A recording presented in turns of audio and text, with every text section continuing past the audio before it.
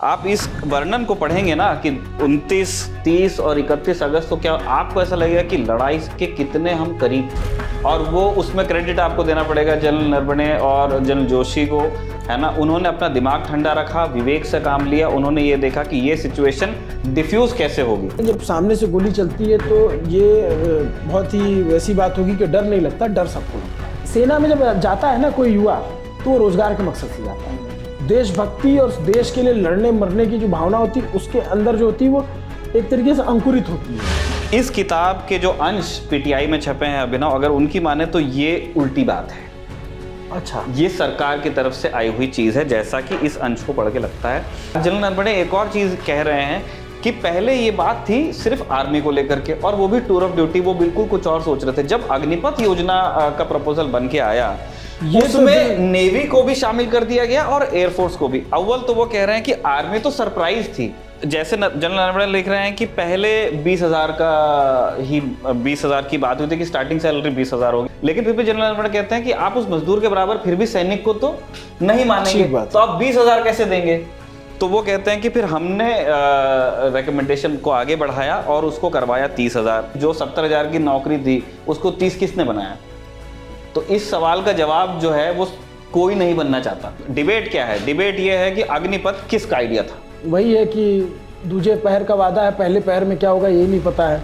मुझे नहीं लगता कि पहले से ज़्यादा यंग लोग फौज में जा रहे हैं। मुझे नहीं लगता कि पहले से ज़्यादा क्वालिफाइड लोग फौज में जा रहे हैं। मुझे नहीं लगता कि पहले से ज़्यादा टेक सेवी लोग फौज में जा रहे हैं। जो फौज में जो लोग जा रहे थे वही जा रहे हैं।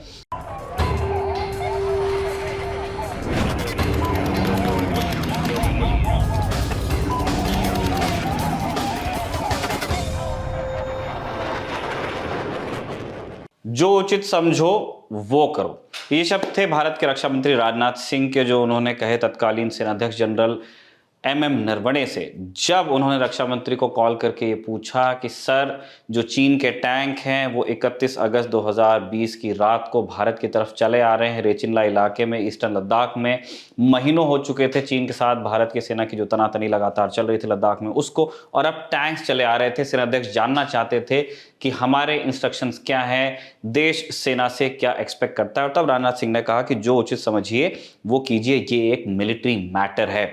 ये सारी जानकारी सामने आई है, या कहें अभिनव की आने वाली है। जब सेनाध्यक्ष की या आएगी या भी नहीं आएगी ये तय नहीं है। जब सेनाध्यक्ष की जो किताब है, पूर्व सेनाध्यक्ष हमारे जनरल एमएम नरवणे, उन्होंने अपना एक मेमोयर लिखा है 4 स्टार्स ऑफ डेस्टिनी, 4 सितारे उनके कंधों पे थे। उन्हीं को सलामी देते हुए उन्होंने अपनी किताब का भी नाम रखा है। इस किताब में और कुछ रेवलेशंस हुए हैं, उन पर भी हम बात करने वाले हैं। लेकिन चूंकि अब ये तय नहीं है, जैसा अभिनव ने टोक दिया कि किताब नहीं भी आ सकती है, हम किताब के उन हिस्सों को संशोधित होकर भी आ सकती है। हम किताब के उन हिस्सों को डिस्कस करना चाहते हैं रखवाले की इस ताज़ा किस्त में, जिन पर काफ़ी बवाल है, जो चर्चा में है। लेकिन उन्हीं किस्सों को हम डिस्कस करेंगे जो पब्लिकली रिपोर्टेड हैं। पीटीआई की 2 विस्तृत स्टोरीज थी जिनमें इस किताब के कुछ अंश थे। ये मीडिया में वाइडली रिपोर्टेड हैं। मीडिया में वाइडली ये भी रिपोर्टेड है कि जो आखिरी क्लियरेंस था, जो सेनाध्यक्ष की किताब को मिलना था, जनरल नरवणे की किताब को मिलना था, वो अभी मिला नहीं है। इसीलिए अभिनव ने वो बात जोड़ी थी। अभिनव रखवाले की इस किस्त में इसीलिए हमारे मेहमान हैं क्योंकि अभिनव ने अग्निवीर जो योजना आई थी, अग्निपथ जो योजना आई थी, उसके दौरान जो प्रोटेस्ट हुआ था उससे फील्ड से कवर किया था। तो हम उनके अनुभव को भी आपसे बांटना चाहते हैं। अभिनव, ये जो 2 अंश छापे हैं पीटीआई ने, उन्हीं के हवाले से हम जानते हैं। इनका इन 2 अंश, पहले अंश का संबंध है उस इंसिडेंट से जो अगस्त के आखिरी हफ्ते में जो रेचिनला इलाके में हुआ, पोस्ट गलवान जो कार्रवाई हुई। चीन अपने टैंक्स लेके आ रहा था और फिर ढेर सारे कॉल्स होते हैं सेना मुख्यालय के बीच, जो नॉर्दर्न आर्मी कमांड है उसके जो नत्था टॉप, बहुत सारे कीवर्ड उस वक्त हम लोगों ने सुना आ रहे थे। और जो उस टाइम लेफ्टिनेंट जनरल वाईके जोशी थे, जो नॉर्दर्न आर्मी के कमांडर थे, उनके और सेनाध्यक्ष के बीच में भी जो बातचीत हुई है, उसके कुछ हिस्से। वाईके जोशी के बारे में थोड़ा अपने दर्शकों को बता दें। बहुत सारे लोग जानते होंगे,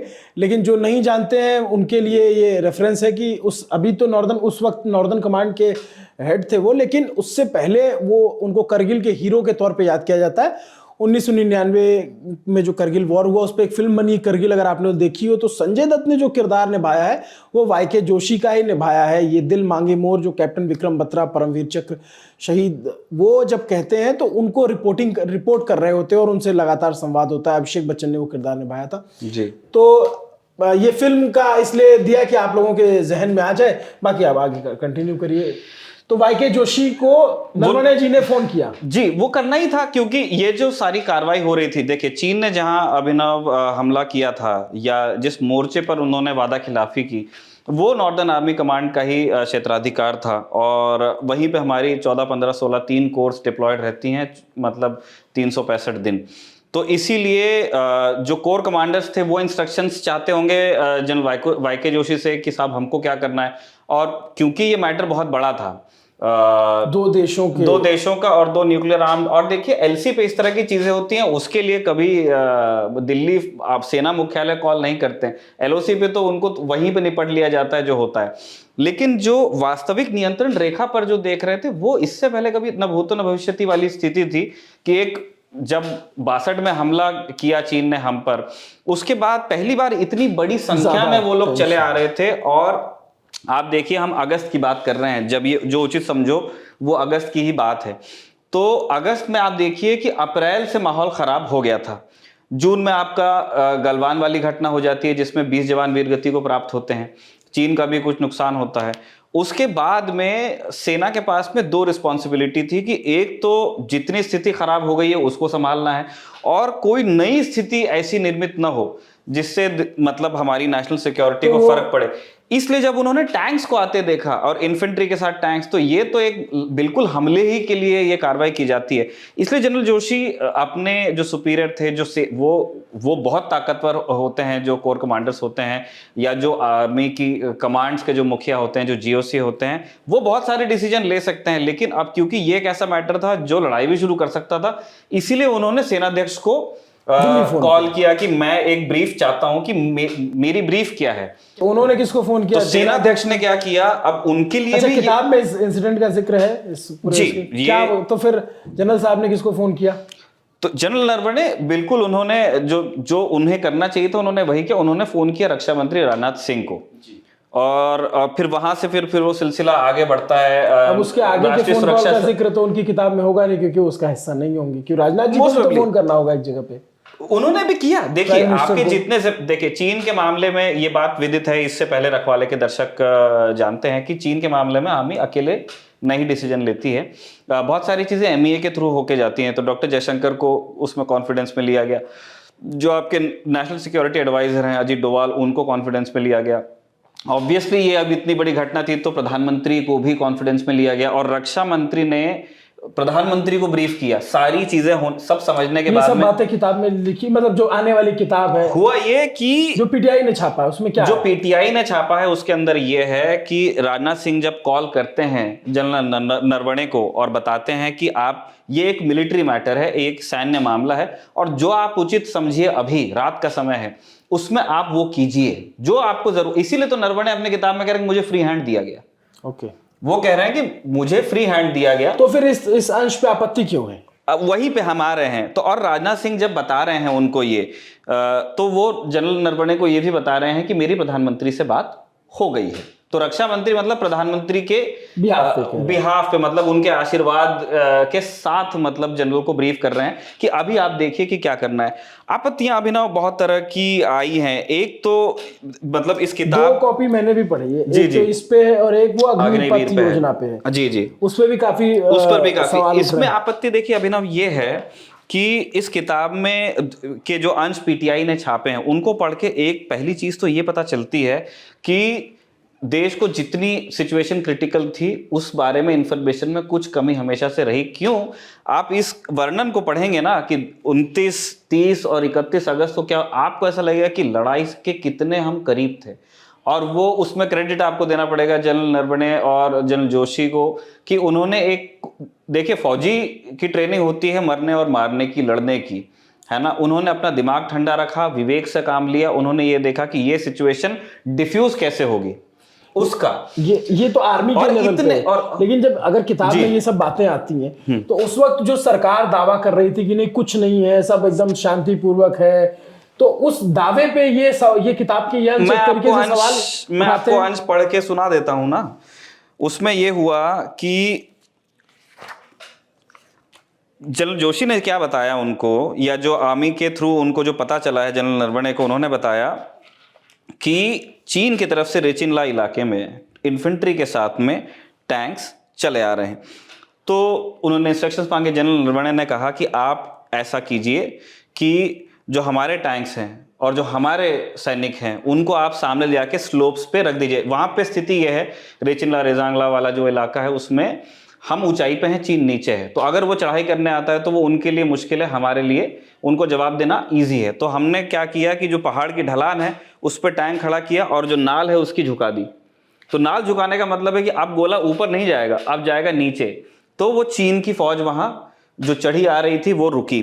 तो इंडिया ने रिस्पांस में ये किया कि उनकी फौज के सामने अपने तोप खड़े अपने टैंक्स खड़े किए। और कुछ कुछ जगह बता रहे हैं कि 500 मीटर अभिनव टैंक के लिए कुछ भी नहीं होता है, कुछ भी नहीं। 500 मीटर की दूरी पर मतलब आमने सामने खड़े थे, आमने सामने, जैसे मैं और आप तो बैठे वो जो टाइम था 50 दिन 52 दिन जो चर्चा में आती थी, या फिर जो रक्षा विशेषज्ञ कुछ लोग ट्वीट करते थे कि ऐसी सिचुएशन है तो ऐसा, लेकिन मतलब जिस तरीके से आप बता रहे हैं कि किताब में एकदम आमने सामने तोपें खड़ी थी जी, ये बात बिल्कुल, ये आप जो कह रहे थे कि ये बहुत छन छन के बहुत बाद में बाहर आई चीजें, जब बाकी रिपोर्टिंग हुई और बहुत या तो छिपाया गया या बचाया गया या दबाया उस समय गया, मुझे लगता है कि इंफॉर्मेशन मैनेजमेंट जो था उसका ये मानना रहा होगा मे बी कि वो बहुत ज्यादा फोर्थविथ नहीं रहना चाहते, पैनिक हो ताकि सकते हैं लोग, हाँ कि देश ना पैनिक हो।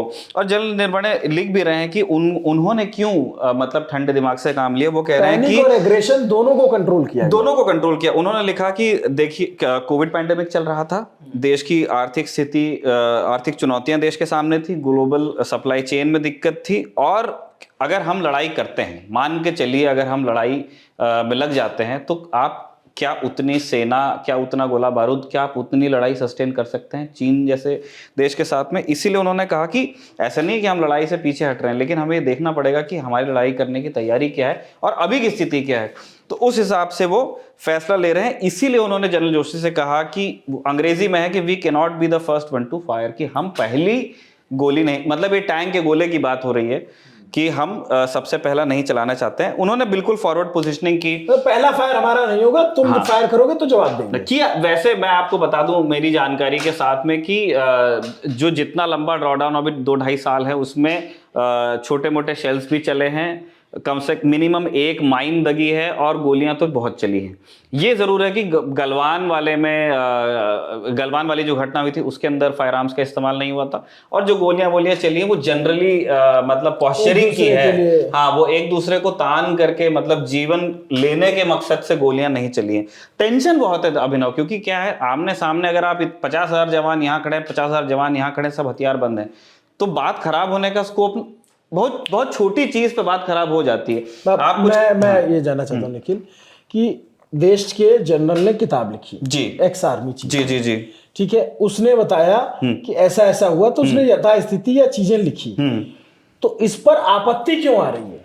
देखिए, आपत्ति का अभिनव मतलब अनेक कारण हो सकते हैं। एक तो जो देश का कानून है वो ये कहता है कि जो नेशनल सिक्योरिटी से जुड़े लोग जो पद पे रहते हैं, जिसमें सेनाध्यक्ष का पद भी आता है, जब वो इस तरह की कोई जानकारी करते हैं, वो कोई वीडियो करेंगे या मान के, अब जैसे उन्होंने किताब भी लिखी है, तो इसको, वो एक बहुत पुरानी परंपरा है। ऐसा नहीं है कि मोदी सरकार ने आके इसको इंट्रोड्यूस कर दिया, ये परंपरा है कि वो एक इंफॉर्मेशन एक बार वेट किया जाएगा। मुझे याद आ रहा है सरकार ने बीच में कोई नियम लाया था कि अगर कोई सिविल सर्वेंट्स के लिए, हाँ, अगर सिविल सर्वेंट्स भी अगर किताब लिखते हैं बाद में तो उनको अप्रूवल लेना होगा, नहीं अगर लिया तो उसकी पेंशन और ये सब प्रभावित होगा। मैं यही कह रहा हूं कि ये नियम न भी आता तभी भी जो सेनाध्यक्ष है उनके लिए जो पुराने ही रूल्स थे उनके हिसाब से भी उन्हें किताब को क्लियर कराना पड़ता ही पड़ता। अब तो ये पीटीआई ने उनको, मतलब पीटीआई के पास एक तरीके से उनके पास शायद कुछ जानकारी आई होगी, किताब के शायद अंश गए होंगे, किताब आने के पहले इस तरह से चीजें दी भी जाती है, रिव्यू और ये सब रिव्यू वगैरह के लिए जाते हैं। तो इसलिए अब आपत्ति का एक धड़ा है अभिनव आलोचकों का, जिन्होंने ये कहा कि अगर स्थिति इतनी नाजुक थी कि 500 मीटर दूर उनके टैंक्स हैं, उनकी इन्फेंट्री आपको नजर आ रही है। आर्मी कमांडर नॉर्थ जो हैं जनरल जोशी, वो बार बार सेनाध्यक्ष को फोन कर रहे, सेनाध्यक्ष को बार बार रक्षा मंत्री तक बात पहुंचानी पड़ रही। इसका मतलब मामला सीरियस है। और बहुत सी भाई अचानक तो नहीं कोई लगा देगा कॉल, आप खाली तो कोई नहीं बैठा हुआ है। तो इतने सीरियस मैटर पे सेनाध्यक्ष को एक तरह से उन्होंने फ्री हैंड लिखा, लेकिन एक आपत्ति आई कि क्या ये उन्हीं पर छोड़ दिया जाना चाहिए था, क्योंकि वो एक बड़ी क्रिटिकल चीज है, वो एक उसमें थोड़ा बहुत पर्सनालिटी का रोल आता है। कॉन्फिडेंस में क्यों नहीं लिया आपने, भरोसा क्यों नहीं दिया? एग्जैक्टली वो उस तरह की बातें हैं कि भाई उनकी जगह पे कोई दूसरा व्यक्ति हो सकता है दूसरी तरह से बिहेव करता। जैसे हमने इसी बातचीत में तारीफ की उनके ठंडे दिमाग की, क्योंकि वो आप देखिए उससे वो सिचुएशन एस्केलेट नहीं हुई, लेकिन पूरी चीज उन पर तक ये एक आपत्ति हमारी नहीं है, जो आलोचक हैं वो कह रहे हैं। और समर्थक क्या कह रहे हैं? समर्थक उस बात पे गए हैं अभिनव कि सेनाध्यक्ष ने अपने मुंह से क्या कहा है। सेनाध्यक्ष अपने मुंह से कह रहे हैं फ्री हैंड, आलोचक कह रहे हैं कि नहीं फ्री हैंड नहीं है, ये आपके ऊपर डाल दिया। तो ये तूने क्या कहा और मैंने क्या कहा वाली लड़ाई है, जो हमने अपना इंटरप्रिटेशन है, जाकी जैसी भावना बिल्कुल उसी तरीके से। सेनाध्यक्ष ने लिखा है कि मुझे मोदी सरकार ने या जो सरकार है उन्होंने फ्री हैंड दिया, उन्होंने कहा कि आपको जो उचित लगे वो कीजिए। अब उस उचित को आलोचक दूसरी तरह से देखते हैं। दूसरा अभिनव जो बड़ा मैटर है इस किताब में, जिसका भी अंश हमारे सामने है, वो है अग्निवीर योजना। अग्निवीर योजना में क्योंकि इसको लेकर के काफी विवाद है, इसको लेकर के मैंने भी पढ़ा था।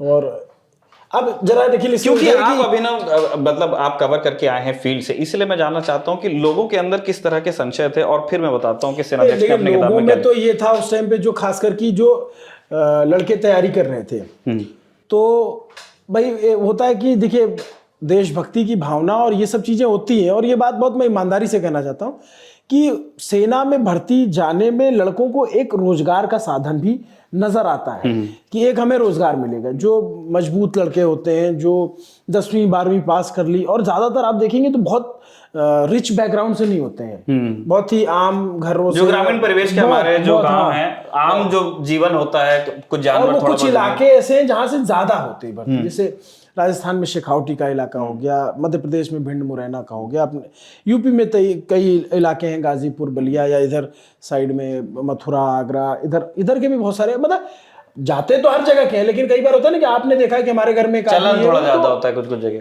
तो जब मैं गया वहां फील्ड पे, तो लड़कों की आपत्ति यही थी कि यार अब तो हमें नौकरी नहीं मिलेगी, आप जो है 4 साल बाद निकाल दोगे, यार 4 साल जो है करेंगे और उसके बाद पता नहीं फिर उसके बाद क्या करेंगे। सरकार भले कह रही कि हम यहाँ देंगे वहाँ देंगे, लेकिन वही है कि दूजे पहर का वादा है, पहले पहर में क्या होगा ये नहीं पता है। तो लड़कों में बहुत सारा रोष था, गुस्सा था। कुछ पहले से जो तैयारी कर रहे थे उनका था कि भाई ये भर्तियां तो क्लियर कर देनी चाहिए थी, अब जो है इस तरीके से क्यों। तो बड़ा तोड़फोड़ हुआ। हम तो मथुरा में थे, वहाँ पे भी पत्थर उत्थर चल रहे थे काफ़ी। वो एजिटेशन हमने देखा, बिहार में भी देखा, यूपी में भी देखा, और फिर मैं भिंड मुरैना भी था वहाँ पे।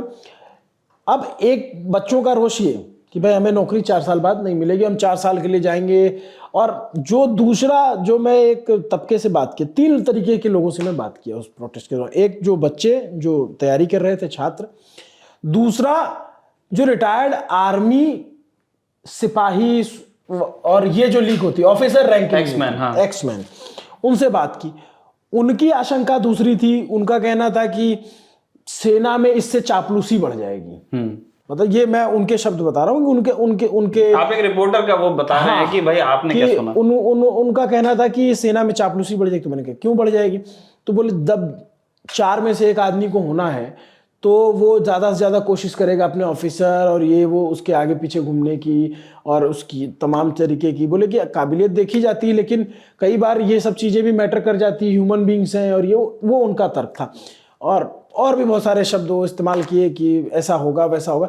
वो एक बात कह रहे थे कि भाई एक आर्मी मैन को ट्रेंड होने में, मजबूत सिपाही जो होता है उसको कम से कम 5 साल लगता है, और 5 साल बाद भी आता है। तो बोले कि हम नया फौजी रहता है तो उसको जो एकदम सामने नहीं खड़ा रखते, कि उसके साथ एक बडी कल्चर होता है आर्मी में। हाँ, लेकिन वो एक दूसरे उसकी है, ऑफिसर्स के साथ बडीज होते हैं। मतलब जो नए जवान आते हैं तो जरूर उनको जो पूरा पहले से जो जवान सेवा में है वो मेंटर करते रहते हैं, ट्रेन भाषा में बोले थे कि बताते रहते हैं। बोले भाई साहब 7 साल में पक्को जवान तैयार होता है, तब जो है। और फिर मैंने उनसे पूछा गोली वोली चलती है तो क्या होता है ये वो। तो बोले जब सामने से गोली चलती है तो ये बहुत ही वैसी बात होगी कि डर नहीं लगता, डर सबको लगता है, लेकिन उस गोली का सामना करने का जिगरा सब में नहीं होता है। तो इस तरीके की बातें बता रहे, तो बोले उसके लिए एक ट्रेनिंग, उसके लिए एक तैयारी चाहिए होती है, और एक एक बंदूक चलाने की ट्रेनिंग लंबे समय तक होती है। अगर कोई आर्टिलरी में चला गया तो उसकी अलग ट्रेनिंग होती है, कोई मतलब अलग अलग सर्विसेज होती हैं, अलग अलग राइफल्स होती, तो उनका ये उनकी आपत्तियाँ थी।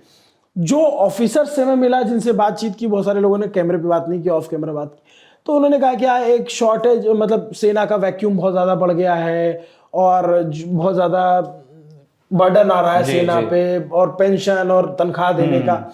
इसके ठीक उलट जो सैनिक है वो कहता है कि आर्मी इनको तो से अफसरों को तो अच्छा, जब तक वो आर्मी में तब तक तो अफसर के आगे कुछ नहीं बोलेंगे, लेकिन रिटायर होने के बाद तो अपनी भड़ास निकलती ही है। तो कि भाई ये फिर जो है ये इनके अफसरों को कुत्ते टहला देंगे या फिर ये इनसे घास कटवाएंगे, इस तरीके की बातें जो उनका आरोप था। एक वीडियो है उसका, हम लोग इसमें लिंक में डिस्क्रिप्शन में डाल देंगे, कि उनकी जो ये बातचीत थी। तो 3 तरह के वर्जन थे। लड़कों में तो भाई साफ समझ में आ रहा था कि अपने को रोजगार, पहली चीज रोजगार है। सेना में जब जाता है ना कोई युवा, तो वो रोजगार के मकसद से जाता है। देशभक्ति और देश के लिए लड़ने मरने की जो भावना होती है उसके अंदर जो होती है वो एक तरीके से अंकुरित होती है। जब वो सेना की ट्रेनिंग होती है तो फिर वो एक वृक्ष बनता है। मेरी ये समझ ये कहती, जितना मैं घूमा फिरा, तो उसको लेकर के भी विरोध था। और आपने देखा कि कैसे सेना के अधिकारियों ने प्रेस कॉन्फ्रेंस की, पूर्व जनरल्स, ब्रिगेडियर्स, कर्नल्स, इन्होंने आकर के उसका पक्ष रखा। मतलब अगर कोई सिपाही रखता साथ में पक्ष, तो एक बार दोनों पक्ष आते। क्योंकि टीवी और इन सब में जो होता है ना कि बड़ा अधिकारी है तो वो आसपास है, बड़ी पहुंच है, मुझे लगता है इसमें उनसे भी बात करनी चाहिए जरूर। बिल्कुल। तो मैंने तो इसमें क्या आपत्ति है? मैं इसीलिए मैंने किताब में क्या लिखा है? 3 वर्जन मैंने बताया, अब चौथा किताब। मैं इसीलिए अभिनव आपको हमने तकलीफ दी, आपको हमने इसलिए रखवाले में बुलाया है क्योंकि ये एक ऐसी चीज है जो आप फील्ड से लेके आए हैं, और ये है प्राइसलेस। और यही ऑब्जेक्टिव भी होता है कि भाई जो सच बात है, वो जो सुन के आए रिपोर्टर, वो चीज कम्युनिकेट होनी चाहिए। वो ललन टॉप का कॉल है।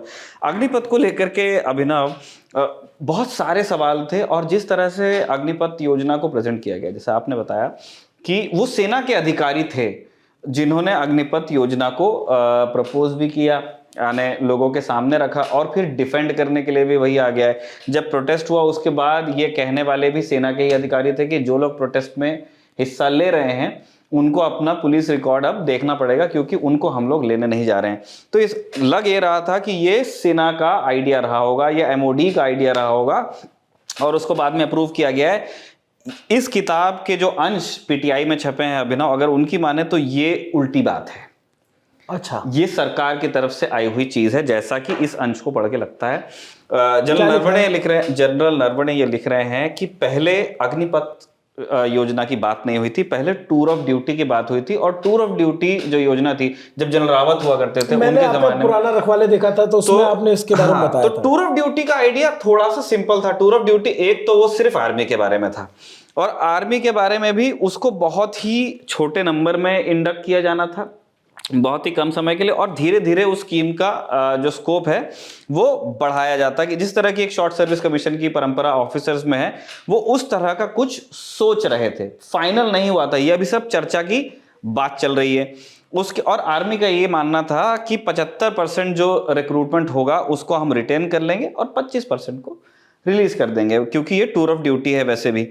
लेकिन जब जून 2022 में अग्निपथ योजना आती है, तब इसका सीधा उल्टा हो जाता है। 25% रिटेन होते हैं और 75% बाहर जाते हैं। तो वो वहां तक की यात्रा क्या है, वो जनरल नरवणे अपनी किताब के इस चैप्टर में बता रहे हैं। तो जो पीटीआई में अंश छपा है वो हम आपको बताते हैं। जनरल नरवणे, पहली चीज जो आपने अभिनव बताया कि एक बड़ा पॉइंट है रोजगार, क्योंकि ये जो लड़का अभी सैनिक बन जाएगा और पूरी दुनिया उसे इज्जत की नजर से देखेगी, उसका भी अपना घर है, बीवी बच्चे वो चाहता है, माता पिता तो बिल्कुल हैं। कई लोगों ने तैयारी के लिए लोन लिया होता है, आजकल क्लासें भी आ गई हैं। लड़कों ने मुझसे ये तक कहा कि भैया जो है हमारी शादी नहीं होगी। हाँ, तो बोले कि कोई हमको शादी नहीं करेगा, बोले तो अग्निवीर है, पक्का हो जाने तो फिर बताएंगे। तो जैसे जनरल नरवणे लिख रहे हैं कि पहले 20,000 का ही 20,000 की बात हुई थी कि स्टार्टिंग सैलरी 20,000 होगी, और तब जनरल नरवणे कहते हैं उन सारे डेलिब्रेशन में कि वो मुझे ठीक नहीं लगा, क्योंकि भाई एक डेली वेज लेबरर, हम मजदूरों का बिल्कुल जिस बिल्डिंग में हम बैठे हैं ये भी किसी मजदूर ने बनाई है, उसकी मेहनत छोटी नहीं है, लेकिन फिर भी जनरल नरवणे कहते हैं कि आप उस मजदूर के बराबर फिर भी सैनिक को तो नहीं मानेंगे, तो आप 20,000 कैसे देंगे। तो वो कहते हैं कि फिर हमने रिकमेंडेशन को आगे बढ़ाया और उसको करवाया 30,000। उसके बाद जनरल नरवणे एक और चीज कह रहे हैं कि पहले ये बात थी सिर्फ आर्मी को लेकर के, और वो भी टूर ऑफ ड्यूटी, वो बिल्कुल कुछ और सोच रहे थे। जब अग्निपथ योजना का प्रपोजल बन के आया, उसमें नेवी को भी शामिल कर दिया गया और एयरफोर्स को भी। अव्वल तो वो कह रहे हैं कि आर्मी तो सरप्राइज थी कि हम लोग जो सोच रहे थे, और इसमें तो मुझे मतलब ऑब्वियस ही बात है कि सरकार की तरफ से आपत्ति आई है तो आई होगी, इसलिए आएगी कि आपको अगर याद हो निखिल, तो उस वक्त सरकार की तरफ से कहा गया था कि ये सेना की डिमांड थी, इस वजह से ऐसा किया। और आप यंगर लीनर फोर्सेस, वो सारी चीजें हैं। और इसमें किताब ये कह रही है कि उन्होंने सेना भी सरप्राइज थी। हाँ, क्योंकि सेना का एक प्रपोजल था, सेना का प्रपोजल था टूर ऑफ ड्यूटी का, और वो अप्रूवल के लिए गया सरकार, क्योंकि सेना खुद रिक्रूटमेंट को अप्रूव नहीं कर सकती है। सेना ने बनाया tour of duty, general Rawat के टाइम की बात है, जो दिवंगत जनरल रावत हैं, उनके टाइम टूर ऑफ ड्यूटी का प्रपोजल बनाया गया था। जो अग्निपथ है वो उनका नहीं था, वो अनेक डेलिब्रेशंस के बाद में बना है। तो जनरल नरवणे लिख रहे हैं अंग्रेजी में, Army was taken by surprise by this turn of events, but for the Navy and Air Force, it came like a bolt from the blue. माने नौसेना और वायुसेना को तो समझ ही नहीं पाया कि ये क्या हुआ, इसमें हम कहां से आ गए। और फिर उन्होंने कहा कि फिर उनको हमें कन्विंस करना पड़ा जनरल रावत को कि आप भी ये जो टूर ऑफ ड्यूटी की जगह पे जो अग्निपथ योजना आ गई है उसमें आप भी हिस्सा हैं, और उनको कन्विंस करने में समय लगा। एक और चीज है, नरवणे कह रहे हैं कि मुझे भी मतलब आर्मी को भी बाकी दो सर्विसेज को समझाना पड़ा कि ये जितना बड़ा सरप्राइज आपके लिए वो उतना बड़ा सरप्राइज हमारे लिए, क्योंकि हमें भी नहीं पता था कि आप इंक्लूड होंगे। मैं उसको अंग्रेजी में पढ़ के बता भी देता हूं कि उन्होंने क्या कहा। Narawane explains that he needed some time to clarify, ये PTI में लिखा है, to other chiefs that his initial proposal had been specific to the army and that he too was taken aback by these unforeseen developments, and it took them some time to reconcile with the fact that they were very much part of the new proposal dubbed the Agnipath। ये उन्होंने लिखा है scheme bye PMO। और general Naravane ये भी कह रहे हैं कि ये जो सारे चेंजेस थे उसमें भी इसी भाषा में उन्होंने लिखा है कि जब अग्निपथ योजना सरकार को दी गई तो वो एक रिक्रूटमेंट में छोटे चेंज की तरह से वो आउटलुक के साथ में दी गई थी, लेकिन पीएमओ ने जिस तरह से उसे देखा वो एक पूरा रिवैम्प, एक पूरे ओवरहॉल की तरह उस चीज़ को देख रहे थे, वो एक बहुत अलग स्कोप में देख रहे थे। और जो पीएमओ का फॉर्मुलेशन आया वहाँ से कि हमारा प्रपोजल ये है, उसमें उन्होंने लिखा कि ना ही सिर्फ पूरा कंप्लीट इनटेक का मतलब होता है अभिनव कि जितने जवान लिए जाएंगे उतने जवान पूरा, क्योंकि पहले बात हुई थी कि कुछ एक बहुत छोटा नंबर होगा और देखेंगे अगर ठीक लगा तो और इस योजना को उन्होंने कहा कि हर वहां तो कंस्क्रिप्शन है पर वो कह रहे थे कि एक ट्रायल एंड एरर टाइप का कुछ होगा। इन्होंने कहा कि न सिर्फ पूरा इनटेक आपका शॉर्ट सर्विस बेस्ड आएगा बल्कि आप बाकी 3 सर्विसेज को भी इंक्लूड करेंगे। तो फिर वो ऐसा किताब में आ गया है, मतलब अगर आती है किताब तो देखना पड़ेगा कि उसमें ये हिस्सा रहेगा कि नहीं रहेगा। और मैं रिटेंशन को लेके और 2-3 चीजें अपने दोस्तों को बता देता हूं कि इस किताब में क्या क्या है जो पीटीआई ने अंश छापा हुआ है। उसमें उन्होंने कहा कि रिटेंशन को लेके बहुत बहस हुई अभिनव कि एक बार ठीक है आपने शॉर्ट सर्विस में 4 साल कह लीजिए 5 साल कह लीजिए, क्योंकि पहले 5 साल की भी बात हुई 4 साल की भी बात हुई। रिटेंशन को लेके बहुत बहस हुई कि कितना % रिटेन करना है, 50% रिटेन करना है, 75% रिटेन करना है, फाइनली जो 25 पे वो पहुंचे। तो उस यात्रा को हम बता देते हैं। आर्मी का कहना था कि आप 75% रिटेन कीजिए, 25% 4 में से 3 रखिए और एक को आप रवाना कीजिए। जो department of military affairs DMA, जब सीडीएस बिपिन रावत बने तो डीएमए भी बना, उन्होंने कहा कि 50-50 कर लीजिए आप। और उन्होंने कहा कि आप 5 साल का टेन्योर रखिए, 5 साल सब लोग रहेंगे और आधे लोग रिलीज कर दिए जाएंगे 5 साल के बाद में। उसके बाद एक फुल पैनल बैठता है जिसमें प्राइम मिनिस्टर हैं, होम मिनिस्टर हैं अमित शाह, डिफेंस मिनिस्टर हैं Rajnath Singh, finance minister Nirmala Sitharaman, NSA हैं अजीत डोवाल, सर्विस चीफ्स हैं आपके तीनों, जो पर्सनल सेक्रेटरी हैं, प्रिंसिपल सेक्रेटरी माफ कीजिए प्राइम मिनिस्टर के वो, और जो बाकी डिपार्टमेंट के सेक्रेटरी, वो सब एक पैनल बना और सीडीएस ने फिर उनके साथ में डेलिब्रेशन चालू किए। और ये जब पैनल बना और ये डेलिब्रेशन जब चालू हुए सारे स्टेक होल्डर्स के साथ में, तब वो कह रहे हैं कि पहली बार अग्निपथ नाम वहां पे आता है। इससे पहले टूर ऑफ ड्यूटी की भाषा में बात हो रही थी कि एक टूर ऑफ ड्यूटी प्रपोजल है या कोई प्रपोज योजना है, यहाँ पे अग्निपथ नाम आता है, बढ़िया सोचती है उसमें, यहाँ पे अग्निपथ योजना का नाम आता है और जो लिए जाएंगे लोग उनका नाम प्रपोज किया जाता है कि अग्निवीर होंगे। नाम को सुन के थोड़ा गर्व वाली फीलिंग आनी चाहिए। मे बी उनका ये आइडिया रहा होगा। और अब हुआ ये कि 75 से 25 बनने की जो रिटेंशन की बात है, उसमें जनरल नरवणे लिख रहे हैं अपनी किताब में कि एक जो क्या नाम एक जो मकसद था अग्निवीर का, अग्निपथ योजना का, वो ये भी था कि सोसाइटी को एक डिसिप्लिन मैन पावर देना है। और इस चीज़ को लेके विवाद है भी, सरकार को नहीं आपत्ति, लेकिन इस चीज़ को लेकर के अलग अलग स्टेक होल्डर्स के विचार। उन्होंने कहा कि आप 25% अगर वापस भेजेंगे तो सोसाइटी को जो ट्रेन मैन पावर वापस जाना है वो बहुत कम होगा, और उसके बाद में ये डिसाइड किया जाता है क्योंकि इसका जो तो 75 आप रिलीज की, उसका इंटरप्रिटेशन भी अलग अलग तरीके से होता है। तो सोसाइटी को आपको जो ट्रेन मैन पावर, तो ये ट्रेन मैन पावर उन्होंने कहा कि नहीं, ट्रेन मैन पावर सोसाइटी को भी देना है, तो वो 75 तो ट्रेन मैन पावर आप कह रहे थे कि हम सीएपीएफ में लेंगे, हम यहाँ लेंगे, वो भी है। और ट्रेन मैन पावर सोसाइटी को कैसे कंट्रीब्यूट करेगा, इसको लेकर के भी विद्वानों में मतभेद बिल्कुल है। और एक बार ये भी बात हुई थी कि एक 2 स्टेप रिटेंशन होगा, कुछ लोगों को 3 साल रिटेन करेंगे, कुछ लोगों को 5 साल रिटेन करेंगे, लेकिन फिर उसके बाद में फाइनल जो हमने योजना सामने लाई उसमें 4 साल आया, 1 स्टेप रिटेंशन आया कि एक बार में सब लोग रिटेन किए जाएंगे और जिन्हें जाना है गोल्डन हैंडशेक लेकर के। बहुत मतलब बड़ी बात लिख दी ये बहुत सारी, क्योंकि ये डेलिब्रेशन के बाद देखिए, अग्निवीर योजना, अग्निपथ योजना माफ कीजिए अभिनव, सेना के फाइनेंसेस के हिसाब से ठीक योजना है। अगर मैं सेना एक संस्थान के रूप से सोचूं, ठीक योजना है। तो इस जो रिक्रूट आ रहा है, खुश, मतलब इस प्रपोजल से सबसे ज्यादा खुश निर्मला सीतारमण हुई होगी। मैं वही कह रहा था कि उनके हिसाब से तो ये ठीक रहा कि भाई कम पैसा लगेगा, बजट कम हो जाएगा। वो बजट के हिसाब से बिल्कुल एक ये है, अच्छी योजना है, क्योंकि सेना में देखिए ना, आर्मी और नेवी और एयरफोर्स में फर्क बजटरी में क्या था। आर्मी का रेवेन्यू एक्सपेंडिचर सैलरी पे बहुत ज्यादा था, ये बात सच है। बिल्कुल, आर्मी ओवर स्टाफ्ड इंडिया की है, ये तथ्य है। मतलब सेना में वैकेंसी है, मैं उससे नहीं, सेना में जवानों की कमी भी है, सेना में ऑफिसर्स की कमी भी है, लेकिन हम जिस तरह से नेशनल सिक्योरिटी की कल्पना करते हैं, हम ओवर स्टाफ, हम बहुत ज्यादा लोग रखे हुए हैं। दुनिया में सबसे बड़ी स्टैंडिंग आर्मी आज भारत में है, जिसकी देखिए, लड़ाई लड़ने के लिए आपको लोग भी चाहिए, आपको तकनीक भी चाहिए, आपको दूसरे तरीके भी चाहिए, इंफॉर्मेशन वारफेयर, अनेक चीजें होती हैं, पर लोग हमारे पास ज्यादा हैं।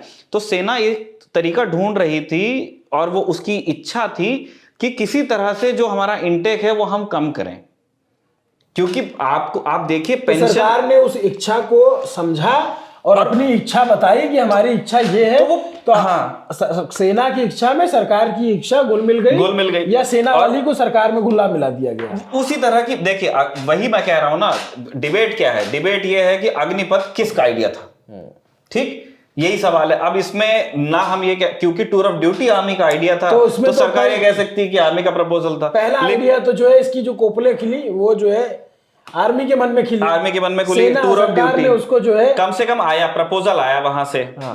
अगर हम माने जो जितनी इंफॉर्मेशन पब्लिक के लिए अवेलेबल है, मतलब अगर आम आदमी की भाषा में सोचा जाए कि हमने सोचा कि जो है हमें एक कमरे का घर बनाते हैं, सरकार ने कही नहीं भैया तुम एक कमरे क्यों बनाओगे, हम तुमको बता रहे हैं 4 कमरे बनाओ। वही मतलब एक मोटा मोटी की उसको रिफाइन कर दिया। तो उसका यही बात हुई ना कि अब वो ओनस लेगा कौन। अग्निपथ, जैसे मैंने कहा कि सेना के हिसाब से एक अच्छा फैसला था, फाइनेंस के हिसाब से एक अच्छा फैसला था, लेकिन जो लोग सेना में शामिल होना चाहते हैं, क्या उनके हिसाब से अच्छा फैसला था? तो उनके हिसाब से ये था कि सेना चाहती थी 4 कमरे घर बनाए, सरकार ने कहा 4 कमरा क्यों बनाओ, 2 कमरा बनाते हैं, तो इसी में तुमको सारी सुविधा दे देंगे। तो जो रिक्रूट आ रहा है उसको तो जरूर ये शिकायत रहेगी कि अगर मैं काम वही करूंगा, अगर मैं वीरता वही दिखाऊंगा, मेरे जान जाने की संभावना वही रहेगी जो पूर्व में थी।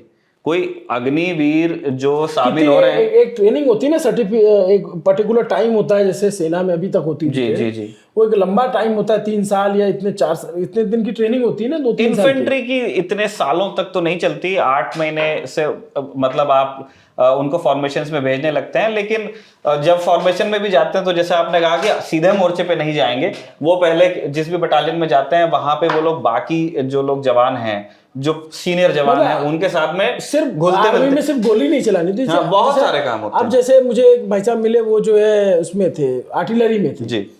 तो बोले कि तोप में जो है जब जा करके और बैटरी निकाल के लानी होती है, जो भी उसमें लगता है, जो भी होता है, तो बोले कि 3-3 आदमी लगता है, 50-50 60-60 किलो के, और उस पतले से उसमें से जाना होता है, और उसको जब हम लोग साफ सफाई करते हैं और ये हो, तो उसको निकाल करके 60-70 किलो लाना निकालना। बोले इसकी भी अलग ट्रेनिंग होती है, बोले एक एक चीज की, एक नट लाने की भी ट्रेनिंग होती है। आरटी आप बता रहे हैं जो तोपखाना है उसके वो एक टेक्निकल एक्सपर्टीज मांगता है। मेरे परिवार से आर्टिलरी में लोग रहे हैं, तो उसमें पहले इसीलिए आर्टिलरी में 6 फीट प्लस लिया जाता था क्योंकि बहुत फिजिकल काम बहुत होता था। लेकिन आजकल गन्स आ गई हैं, इलेक्ट्रिकल इलेक्ट्रॉनिक भी हैं, उनके अंदर काफी सारा हाइड्रोलिक है, उसके लिए तकनीक है। और देखिए आर्टिलरी में ना गलती करने का स्कोप नहीं है। जैसे मैं और हम दोनों में अगर कोई व्यक्ति गलती करेगा तो एक खराब वीडियो बन सकता है। आर्टिलरी में अगर किसी ने गलती की तो बोफोर्स में 44.5 किलो हैवी एक्सप्लोसिव होता है, हाई HE 44.5 किलो का गोला। अभिनव आप सोचिए कि गलती से कहीं गिर जाना, और उस हम आर्टिलरी की बात कर रहे हैं जिसे अपने ट्रूप्स के ऊपर से दुश्मन के ऊपर फायर करना है, वो अपने पे भी नहीं गिरना चाहिए और आगे भी नहीं गिरना चाहिए। बिल्कुल सही, उस ट्रेनिंग में बिल्कुल टाइम लगता है। तो उस चीज को वैसे ये भी कॉल आउट कर रहे हैं, जनरल नरवणे ने अपनी किताब में लिखा हुआ है। हाँ, ट्रेनिंग के बारे में क्या बोला कि कैसी ट्रेनिंग है? उन्होंने इस चीज को जरूर ये किया है कि जो बाकी 2 फोर्सेस के अंदर ऑब्जेक्शन थे और जो हमने अग्निपथ के टाइम पे देखे भी, वो बात तभी भी आई थी कि अगर आप इतना छोटा समय रखेंगे तो उसमें हम कब ट्रेन करेंगे और कब उसको डिप्लॉय करेंगे, और क्योंकि जब डिस्चार्ज आदमी लेता है उसमें भी कुछ समय। और इसमें इस तरह की आशंका जताई गई कि भाई अगर कम ट्रेंड आदमी रहेगा तो उसकी कैजुअलिटी के चांसेस ज्यादा होंगे। ये कम से कम जो अंश अभिनव पब्लिक हुआ है पीटीआई के हवाले से उसमें नहीं है। उन्होंने ये जरूर कहा है कि एयरफोर्स और नेवी में टेक्निकल एक्सपर्टीज की थोड़ी सी ज्यादा जरूरत होती है, इसीलिए वो लोग ट्रेनिंग पीरियड को लेकर के नर्वस थे। भी तो ट्रेनिंग ऐसा भाई आपका ज्यादा है, X और Y 2 जो भर्तियां होती हैं, वो जो टेक्निकल भर्ती है जी, उनको प्लेन्स के, उनको शिप के रख रखाव करने हैं, तो उनके ऊपर भी तो बहुत बड़ी जिम्मेदारी होती है। बिल्कुल बिल्कुल, बहुत बड़ी जिम्मेदारी होती है। इसीलिए तो मैंने कहा कि अग्निपथ को लेकर के अभी हमें देखना है कि अग्निपथ के किस तरह के रिजल्ट्स आते हैं। अग्निपथ एक अनपॉपुलर फैसला था। अगर आप जो लोग भर्ती होना चाहते हैं फौज में, एनसीओ जो जवान बनते हैं, उनके हिसाब से एक अनपॉपुलर फैसला था। सरकार के हिसाब से, बजट के हिसाब से अच्छा फैसला था। सेना के हिसाब से भी हम कहते हैं कि, लेकिन अभी ना मैं वो नहीं मानता कि एक जो उस टाइम नहीं कहा जा रहा था कि टेक सेवी और यंगर लीनर मीनर। अग्निपथ के आने से पहले भी उसी गांव का वही लड़का जा रहा था, अग्निपथ के आने के बाद भी उसी गांव का वही लड़का, या उस लड़के का शायद छोटा भाई, अब 3-4 साल हो गए हैं, वही जा रहा है। मुझे नहीं लगता कि पहले से ज्यादा यंग लोग फौज में जा रहे हैं, मुझे नहीं लगता कि पहले से ज्यादा क्वालिफाइड लोग फौज में जा रहे हैं, मुझे नहीं लगता कि पहले से ज्यादा टेक सेवी लोग फौज में जा रहे हैं। जो फौज में जो लोग जा रहे थे वही जा रहे हैं। वो इस चीज से स्ट्रगल कर रहे हैं कि पहले 4 साल की जो रियलिटीज हैं, 30 से आपकी तनख्वाह चालू होती है, और जो लोग बाहर जाएंगे उनको पेंशन नहीं है क्योंकि आप क्योंकि माफ कीजिए ग्रेचुटी नहीं है क्योंकि आपको 5 साल आपने काम ही नहीं किया। इस तरह की चीजें हैं। तो ये अनपॉपुलर फैसले का ओनस कौन लेगा? तो इनके लिए कहने को हो गया कि भाई टूर ऑफ ड्यूटी, अब इनका हुआ कि टूर ऑफ ड्यूटी तो सेना का था, लेकिन अग्निपथ में जो चेंजेस हुए जो फाइनली 4 साल, ये लोग कह रहे हैं कि सरकार की तरफ से हुआ। और अगर एक जनरल की बात माने, जो देश का जनरल सेना सर्विंग सेना इनके टाइम पे हुआ, इनके टाइम पे हुआ। तो और इस किताब का ये जो अंश छपा पीटीआई में, तो इसके मुताबिक तो ये तो बात साफ होती है कि अग्निपथ योजना सरकार का फैसला है, सेना का नहीं। हाँ, सेना ने कुछ और प्रपोजल दिया, सेना ने सेना के लिए प्रपोजल दिया था। जो सरकार की तरफ से जो चीजें आई है, जो सरकार का जो वजन था, जो उनकी इच्छा थी, उन्होंने लिखा है कि वो एक तो वो पूरे रिक्रूटमेंट को चाहते थे, वो तीनों सर्विसेज को चाहते थे। मैं आपसे लिखी एक बात जानना चाहता हूँ कि जैसे आप वो गलवान के पोस्ट वाला जो पोस्ट गलवान का जो हिस्सा था, तोप सामने खड़ी थी, तो आपने बताया कि सरकार को इस पर आपत्ति हो सकती है कि ये देश की सुरक्षा और इससे बड़ा मसला है। ये इस पे क्यों आपत्ति है? इस पे बहुत ऑब्वियस बात है ना अभिनव, अग्निपथ अगर मैं सरकार में होता तो मैं यही चाहता कि ये एक ऐसा डिसीजन है जो जरूरी है पर अनपॉपुलर है, मतलब जैसे मेरे हिस्से ना आए तो वो मैं नहीं चाहूंगा कभी, अगर मैं सरकार होता तो मैं कभी नहीं चाहता कि कोई मुझसे कहे कि भाई जो 70,000 की नौकरी थी उसको 30 किसने बनाया। तो इस सवाल का जवाब जो है वो कोई नहीं बनना चाहता। तो इन्होंने ये भी नहीं बने, ये तो क्यों बनेंगे, ये तो इन्होंने अपने हिसाब से लिखा है, इन्होंने उस बात को एक्सेप्ट किया है कि एक तो प्रपोजल था। ये अंश छपेगा या नहीं छपेगा इस पे तो फिर बड़ा जी दोनों अभी हमें देखना है, पेंगुइन रैंडम हाउस से ये किताब आना प्रस्तावित है और मुझे ऐसा लगता है अभिनव कि क्योंकि ये दो चीजें अभी पब्लिक डोमेन में आ गई हैं तो इन पेजेस को नहीं रखना बड़ा मुश्किल होगा। और अब देखते हैं किताब आती है तो उसके अंदर किस किताबें बड़ी तरह की दिलचस्प होती हैं और खासकर की जो अफसर होते हैं सेना के या सिविल सर्वेंट्स होते हैं वो सरकारों को परेशान तो करते हैं। संजय बारू की एक किताब आई थी और उसने पूरा तहलका मचा दिया था। मनमोहन सरकार पे जो है जितनी उंगलियां उस किताब के बाद उठी उसने जो है बल ही दिया। तो सरकारें इससे परेशान तो होती हैं, इसमें तो कोई दो राय नहीं है। देखिए मुझे वैसे एक अभिनव चीज कहनी है, मुझे मतलब मैंने पढ़ी तो नहीं है ही नहीं हमारे पास किताब, लेकिन जैसे जितने लोगों से बात की कुछ लोगों के पास एक्सेस था तो उनका मतलब मुझे कहना यही लगा कि जनरल नरवणे ने उस किताब में अच्छी बातें कहने की कोशिश की और उनकी शायद मंशा नहीं रही होगी सरकार को इरिटेट करना या किसी विवाद का हिस्सा बनना, क्योंकि उन्होंने, आप उनका ट्विटर हैंडल देखेंगे या जिस तरह से किताब का प्रमोशन हो रहा था उन्हें ऐसा लग रहा होगा कि यार ये बहुत स्मूथ जाएगा और बहुत सही मौके पे किताब रिलीज भी हो रही है। जनरल नरवणे ने ये नहीं लिखा है कहीं कि नरेंद्र मोदी ने अग्निपथ योजना हमारे ऊपर थोप दी। उन्होंने क्या कहा है, उन्होंने कहा कि हम कुछ प्रपोजल लेके गए, वहां से कुछ प्रपोजल आया, फिर हमने कुछ कहा, फिर वहां से आया, ये डेलिब्रेशन हुआ है और उसमें उन्होंने बताया कि पैनल में कौन कौन बैठा था, लेकिन उन्होंने एक चीज क्लियर कर दी कि हमारा प्रपोजल कुछ और था और हम सरप्राइज थे जो सरकार ने डिसीजन लिए उससे। तो इन्होंने लिखी अच्छी किताब अपने हिस्सा से, इन्हें ऐसा लगा होगा कि शायद ये हर किसी को खुश करेगी। सरकारों को चाहिए होती बहुत अच्छी किताब तो ये बहुत में रह गई ऐसा। इसको पढ़ के ये जिस पे आपत्ति आ रही है यही हुआ है, क्योंकि अक्सर सिविल सर्वेंट या फिर जो ऐसे आर्मी के डेकोरेटेड ऑफिसर होते हैं रिटायरमेंट के बाद ही किताबें लिखते हैं और इनकी किताबें पढ़ना, सर्विंग तो नहीं लिख सकते, सर्विंग नहीं लिख सकते तो इनकी किताबें पढ़ने में बड़ी दिलचस्पी होती है कि भाई कुछ अंदर की बात पता चलेगी, कुछ नया पता चलेगा। और बहुत सारे लोगों ने किताब लिखी है, उस पर बड़े सारे किस्से कहानियां भी बनी हुई हैं, तो इंटरेस्टिंग है। हम बिल्कुल अभिनव बड़ा इंतजार कर रहे हैं, जैसे हमारे लिए तो एक अनिवार्य चैप्टर है और मुझे लगता है कि अब जब ये विवाद हो गया, ये किताब आकर के हर व्यक्ति खोल के एक एक पन्ना इसका पढ़ना चाहेगा कि इस पन्ने में कहीं और यही पन्ना खोजेगा, यही पन्ना खोजेगा। ये दो चैप्टर तो मतलब इसके दो अंश तो बहुत पब्लिक हो गए हैं, लेकिन मुझे लगता है कि जनरल नरवणे के बाकी भी अनुभव बड़े काम के होंगे। हम चाहते हैं कि सरकार की चिंताओं को ध्यान में रखते हुए ही ये किताब पब्लिश हो जाए। पब्लिश नहीं होना कोई बहुत अच्छी बात नहीं होगा अभिनव, एक बहुत बड़े अधिकारी की किताब है और उन्होंने बड़ी जिम्मेदारी से बहुत सारी चीज़ें लिखी हैं, तो वो पब्लिक डोमेन में आनी चाहिए और देश के युवाओं और देश की नेशनल सिक्योरिटी से संबंधित बहुत ज़रूरी विषयों पर क्योंकि इस किताब में बात हुई है तो हम चाहेंगे कि ये किताब आए और जब ये किताब आएगी तब हमारी कोशिश रहेगी कि आप किताब वाला में भी इस किताब को देखें और अगर हमारी सारी तैयारियां ठीक ठीक आगे बढ़ती हैं तो फिर आप जनरल नरवणे को भी हमारे कैमरे पे देखेंगे। तब तक जब तक ये सारा काम नहीं होता जा रहा है तब तक हमारे साथ बने रहिए, देखते रहिए रखवाले भी और देखते रहिए दी ललन टॉप।